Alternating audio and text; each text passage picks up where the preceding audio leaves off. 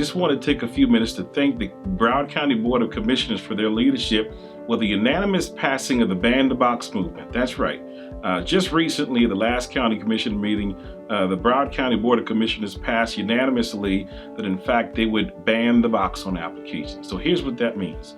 That means individuals who return from incarceration or have some infraction on their background who might be afraid of having to check whether they have a felony or whatever kind of conviction on their background does not have to disclose that up front. That also means that businesses will get an opportunity to listen and hear out these candidates before they really decide whether or not to give an opportunity. This is a good move for our community and for our country, as it simply gives people an opportunity to just be heard. The truth of the matter is we've all made mistakes, but these individuals, these men and women, these citizens who are simply looking to be economically self-sufficient and earn a job should have a chance to be heard. I want to be clear that this ordinance and this opportunity is to simply say to people, give people a chance. You might know that Broward County covers between 1 and 2 in the county, in the state of returning citizens. Give them an opportunity to make their case and indicate they're capable for that job, and respectively, you can decide if you want to hire them, but give them an opportunity. Thank you so much. That box, the square box on the application that asks, have you been convicted of a felony, is actually one of the most feared boxes by returning citizens. With that box being there, most of the time individuals are not called in for an interview. Now with that box being removed, you are an employer do not know who has a background or who doesn't have a background until the selection process. So here's what's important to understand. So many people think that the Ban the Box effort means that individuals who have some infraction on their record do not have to disclose it. That is not true. This simply means giving people an opportunity to not have to disclose it initially, at least not before they've had a chance to apply for the job, been given an opportunity for an interview to disclose their qualifications and really be heard out.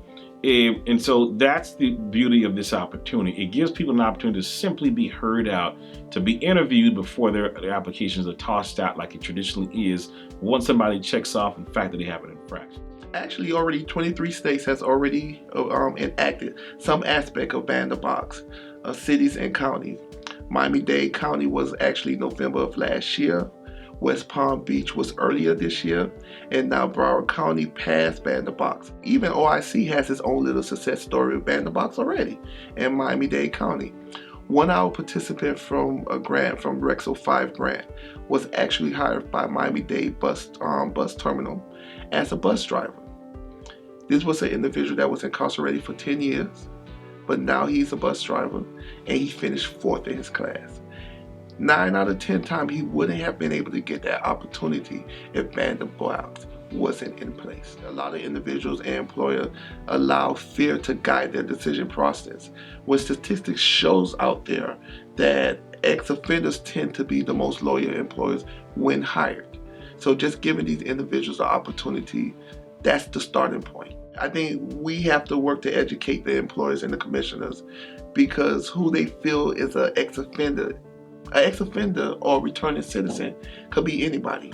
Our real big win here was showing that when the community comes together, unifies, gets behind a cause, we can dramatically change things. You know, this Ban the Box legislation went from having no supporters besides wholeness to passing unanimously. That is huge, and it really speaks to the power of people organizing together. We should just judge people based off of not only their merit, but their ability to do the job. And they should get that job based off of their skills and their ability, and not something they did 10 years ago or whatever. Lord knows that we have a lot more work to do, but it is a win for our community. And I want to say thank you for the leadership of the Broward County Board of Commissioners and their leadership for giving people an opportunity to be economically self-sufficient, to get a job, and be productive members of society. So hats off to the commissioners. Well done, and we thank you so much for your leadership.